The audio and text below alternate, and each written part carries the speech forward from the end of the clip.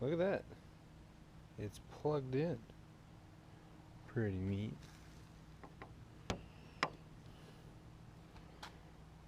Worked out really well installing the plug. If you guys have any questions on that, I mean, it's drilling into the side of your trailer. It's pretty much what you want to do right there. We got the adapter for 15 amp. I don't have a 30 amp plug in the garage, so this is what we're going to use for now.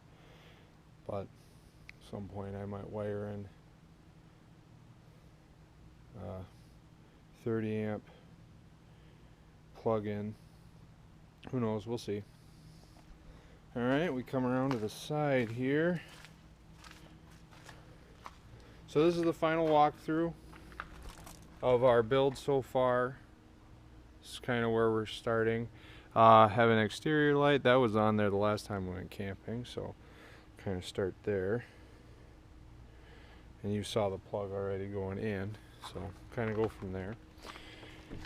Walk in, no one's home. I already turned on all the lights. Some steps here. So it's not a whole lot different than what we had prior. It is, but it isn't. So we actually have the heater on an electric start here, so you can see it's starting to warm up. So we have all the windows in, as you guys can see. Yes, that is on the outside. I was worried. And they all function very well. It's like that's getting loose. I gotta screw that in tighter. No, everything works really, really well. Super happy with it. So we have one window up here, one in the kitchen, one kind of in the living area, another in the living area. Then we have one in the back where the bedroom is going to be. I'll turn the light on here. So that's kind of across from where the bed's going to be. At some point, we're going to move this cabinet and actually put a flip down hide-a-bed right here. So that's going to be a project for next summer, I want to say. We did go with emergency evacuation windows on both sides, front and back. They do open and stay open nicely. Otherwise, you just pull this out and pop open the window, and it's an escape window, so that's good. But the other ones are just half swing, I want to say that's half swings. Over here, you'll see there's a little door. This is actually the vent for the portable air conditioner we have. I just made a little door for it, but basically there's a vent on the outside that was there last summer. I just did this to keep heat in. I actually screwed it shut, so I don't have to worry about it. It is magnetically closed, and it does have self-closing hinges, so that's nice, but here you can get kind of a good view. So the cool story about the windows, the converter, inverter, and this fan here for this camper is it was actually all salvage. So we, Nat and I actually drove down to Illinois, spur of the moment Saturday night. It was like 9 o'clock at night, 8 o'clock at night last summer. And we said, well, let's see what we can do here. Let's see if we can get some of this stuff. I found this guy on Facebook. He said $300. Take all the windows you want. Take all the vents, roof. I have a ton more stuff in the garage. It included the couch, the fan, all the windows. And if you've ever shopped for RV windows, you know how expensive they are. So they're not cheap. But what we did with this fan is it's actually, we repainted it. It needs to be cleaned up. But it was kind of an off taupe, ugly yellow. We painted it complete white, and we put new seals on it, and it works. Everything, the rheostat works on it. Sucks a lot of air, and I don't know if you can hear that, but you can tell when you open a window. I don't know if you can hear this or not. You can hear that difference of how it's pretty airtight in here. So that's kind of a nice thing. But it does have an automatic shut off when you close it. Let's see if I can get that. Yep. So there it shut off. Fan's off now. You're starting to slow down. I don't know if you can tell that. Wait here. And you can see it slowing down. I'll shut that off. There's a fuse up here in case that ever goes out. That's all DC wired in the ceiling. So that was really nice for us to save all that money on the vent, the windows, the inverter converter, which actually powers everything. So I'll move on to the next step. So these are all AC lights. We actually got the lights off of Amazon. Super low profile, very, very nice. I'll kind of get a better picture of them, but it's literally just this casing. Like, that is it.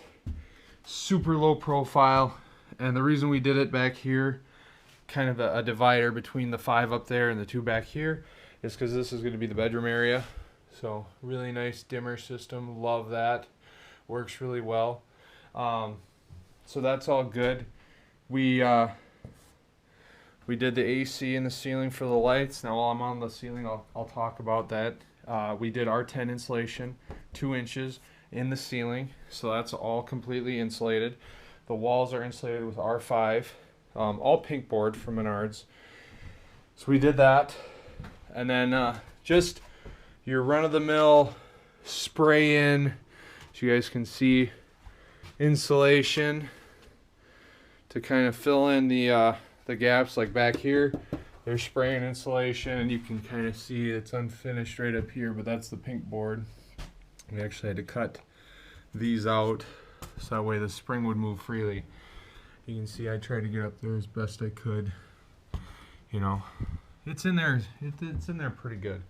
Now, being that we already cut multiple studs to put the windows in, we didn't want to cut into the studs to put the wiring in. So we got away with, for now it's 2x4s. It might stay 2x4s, but we use 2x4s to kind of keep the wires up and hidden, because what this 2-inch insulation did is it dropped the ceiling a bit, which helped us a lot, because we used 1x1 reinforced bars. So the ceiling's actually reinforced here for a rooftop air conditioner. So right about here, if I remember correctly, it's on this stud. So there's actually reinforcement right above here, and we actually have it wired for 30 amp 120 volt, so we can drop that in at any point when we want to do that. We want to see if the portable air conditioner works first. Now going back, I said that we did not drill through the studs for wiring, so we actually capped everything with just half-inch C-channel, 1-inch C-channel, I can't remember. Just some salvage stuff that we picked up, screwed into the walls here, covered it up really nicely. So this is all wiring here, here, and then you can see here's the dimmer switch for the lights. That works really nicely and shuts off completely. Natalie picked up these outlets, actual USB outlets. We really like those. I put those in, and those are on a separate breaker compared to the lights. We also have, and I'll get to the kitchen here, we have GFI. So GFI is in here. I don't have this cleaned up at all. I got it all covered up though. Here's your input from the 30 amp plug into our little, I don't want to call it a Mighty Mini because it's not, but this is also part of what we took, converter charger. So this will run a battery if we want to hook a battery up to it, and I have everything set up for that. Well, that's why we left this compartment kind of open. So we have our main in, and then we have our plugs. So this is our plugs right here. It says GFI. I'm going to get a new sticker for this. Lights, and then I believe this is, what the hell is this? I can't remember. I already forgot. But all 4 are used as of right now. This one might not be. I can't remember. I don't know.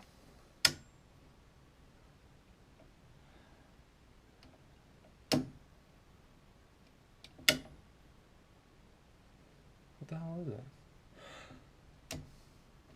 I know what that is. That is actually for the DC. That is so you can hear a humming.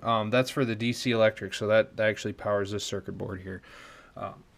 So sorry, super confusing. I couldn't remember what was what. So I built the cabinets, as you can see. They're a little shoddy. It's kind of, it wasn't a rush job per se. It's not 100% complete, but I put this all kind of together in a day and a half, not even a couple hours. All salvage wood, basically leftover stuff, except for the hinges and the knobs. Pretty much all leftover, like the paper towel holder was in the garage, wasn't using it. The fridge was actually from, I think it was Natalie's college dorm. So we used that, we figured we'd use it. The only new thing here, I want to say, is probably the microwave and the water container, which at some point we will have a 12-volt pump with an actual water tank. But this works pretty slick. I mean, it works for what we need for now. Anyway, it gives us a good supply of water. And everything works. And then, so that way I didn't have to drill any more holes. We just have a 5-gallon bucket down here. It seems to do us pretty well. Funny story, I had a gift card to Cabela's, and I was trying to figure out a toilet situation. A friend of ours that we go four-wheeling with let us try out a portable toilet. Now, I don't know if you're anything like me, but I don't like dealing with human feces, or, you know what I mean, just not my thing. So actually, I used this gift card that I forgot I had, and this is new. Haven't even used it yet. It's called the Luggable Loo. And I think there's actually, it's a frickin', I bought this bucket. So yeah, it's the Luggable Loo, and this is what I'm going to use for deer season. I might put like a cushion there, just so I have comfort. But it comes with all of these little double duty bags. It doesn't come with it, but this was what we ordered. So there's 6 in a box. And I'm going to try these out for deer season, because when we go deer hunting, we're out in the middle of nowhere. And I figured, well, I need something, because we're kind of secluded, so there's really no place to go to the bathroom. So it's a double bagged system. You can use this. You know, you don't touch it twice. It's double bagged. You don't have to worry about it. A lot of people have suggested cat litter, but I think this will work for what we need for now. I know Natalie wants to do a composting toilet at some point. But there's a little divider here. We kept this. This was actually in the original build to see what we wanted. I don't think I posted any videos or pictures of what we were going to do or what we were doing, because we were trying to figure that out. So we really didn't know what we were going to do. And I'll kind of get into this a little bit more, because I kind of am jumping back and forth. So the fridge is completely level. We're good there. So we have 1, 2, 3, 4. We don't have any drawers. I didn't really want to. It sounds lazy, but I really didn't think we needed them. So this is completely enclosed. This will probably be, we might be able to put like a sliding shelf in here. I think Natalie was kind of talking about that. Like I said, all of them are set up with magnets and self-closing doors. They're not soft closed, but they stay closed. So that's nice. And I opened this one already. This is just kind of extra stuff. There's our plug-in for campsites. We have a 1-pound cylinder, which I'll kind of get into that in a little bit. So yeah, it all works out pretty nicely. So what is this here? You guys have probably seen something like this. This is actually part of the salvage as well. Well, not part of the salvage. We actually received this from a friend of ours that we go four-wheeling with. Actually, the son-in-law of our friend that let us borrow the toilet. It was this in the sink. As you can see, it's kind of a pair. Those were salvages as well. And they work really, really, really nicely. So we do have gas, and I'll show you that right now. We have to get a carbon monoxide tester. We have to get that rolling. But it does work really, really well. Second source of heat, so that's awesome. That works. The gas line runs actually back to the side here and loops around. Now, I wanted it to be super convenient, and I didn't want to have to lug around 20-pound cylinders all the time. So we actually are using this. We're using a 1 pound. It's a converter. I do have the power to use if I actually have an adapter, or I have a way to make a hole in the trailer still. I don't want to right now, but at some point. We picked up this regulator, 12-foot hose, and this adapter for a 1 pound cylinder. So we found it works best if you hang it upside down. So that's what that's kind of for. But it's, I mean, for what we need it works really well. Both burners do awesome, which is pretty nice. Natalie got a little frustrated yesterday because it took 20 minutes to boil water. What do you expect? Like, you know, how many therms does it take to boil 6 cups of water? It takes a lot of energy. So, but it does what it needs. You know, I was able to make eggs. I made sausages. Like, it's a camping grill. Like, it's a way to make food. It's other than a microwave. It'll work for what we want. I think I'm gonna enjoy that. That's really nice. I didn't think we were gonna get that far. I thought if we had electric and a microwave, I would be pretty happy. Now, a lot of people are probably gonna judge a little bit on this setup, but it's convenient. It's easy. Let's see if I can get this through. Just don't want that cord to bend. It's convenient. It's easy. It's hidden. And you know, I'm not lugging around a 20-pound LP tank. And I think we've made 2 or 3 meals on one cylinder, and I had it run consistently because I wanted to see how long it would last. And crap, I think I had it running for like 3 hours straight one night when we were hanging out here watching TV. Oops, she has this in here to keep it open. But I'm very happy with that. I think that it looks really, really nice. I think it's very clean, and it's going to suit our needs. You guys have probably seen this in videos. This is just, like I said, this is a couch one from the Salvaged. Very comfy. We have all the amenities of home. Little sound bar for a little TV. And the TV is nice because, you know, if I'm in here and I want to cook and watch TV, boom, there you go, right there. Or when we have our bed, well, basically the bed's going to flip down like that. We'll be facing this direction, so we'll be able to watch TV while being in bed. So that's kind of nice. So overall, very happy with that. I think that'll work really nicely. It took a lot of planning. I mean, you don't think something like this takes as much planning as it does, but holy shit. This thing is just, the amount of time and the amount of effort you have to put into a project like this is, it blew my mind. And it's not finished by any means, you know. It's still want to paint. We want to do a nicer wall. I love the cabin look. She's not a huge fan. You know, that's why we painted the wood paneling in our house. Not a huge fan of the wood. I love it. I love the 1/4-inch plywood we put up, sanded, super nice.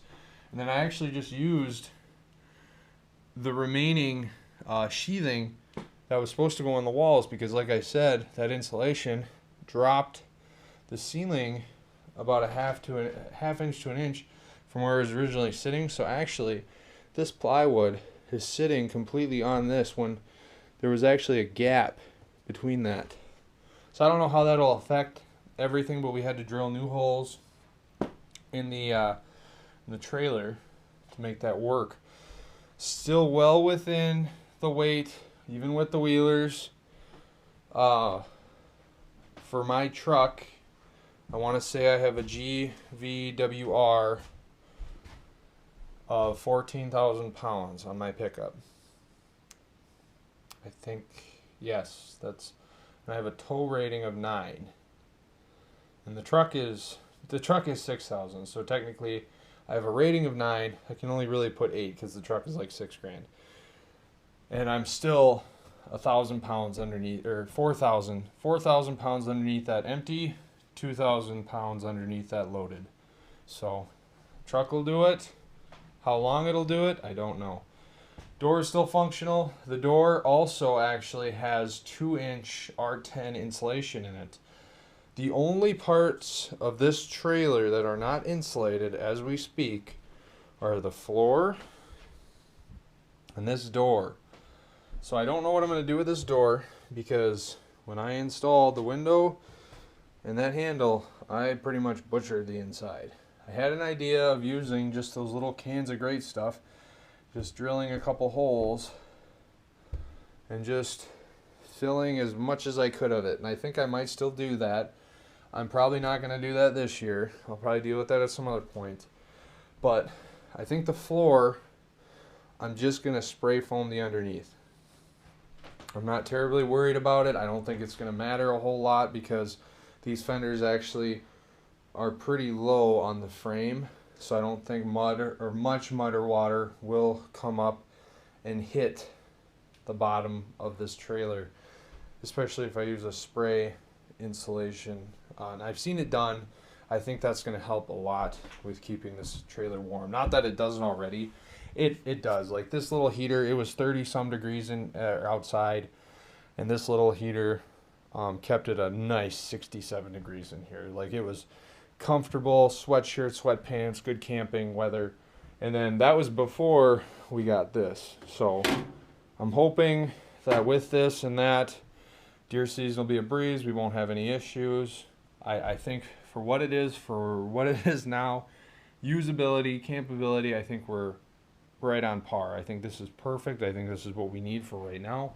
I think we'll get a good jump on it, especially this upcoming year, 2020. I'm really excited to put it to use and see, you know,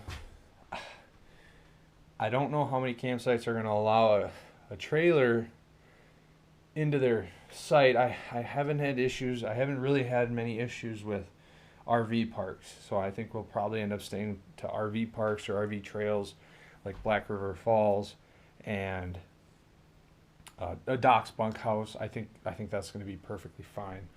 It's other campsites where they kind of question it. We've stayed at one in Winona that did not say a thing. They didn't, but typically I've heard from one of our friends that if you do not have a roof air conditioner on it, it's not considered a camper. Now, I don't know if that's BS or not, because pop-up campers typically don't have rooftop air conditioners, so I don't know how BS that is. I think it's just I want to say it's just cargo trailers, so I don't know. But if you're looking for a good way to stay dry, a good way to haul your toys, it was a cheap project. It really was. It wasn't too overly expensive. If I had to do a good guesstimate on what we spent on this build, including the trailer, probably around 7, maybe 8 at the very most. At the very highest, probably 8. I want to say it was much lower than that though, probably 7. And that's, you can't buy one of these trailers for $7,000. Like, you can't, even not insulated, nothing. You can't buy it for that. So I want to say it's even less than that. I would venture to say it's probably, I'd have to look at my receipts, but I have to say it's right around 6. So very, very inexpensive, very affordable, and very comfortable. No, it's not. It doesn't have all the bells and whistles. No, it doesn't have all the trim but you also don't have a 12-year mortgage on a camper. It's paid for. It's done. You're good. If you have the know-how, if you have the DIY skills, do it. It's fun. It brings you and whoever you're doing it with closer together. It really does. We're so excited to use this.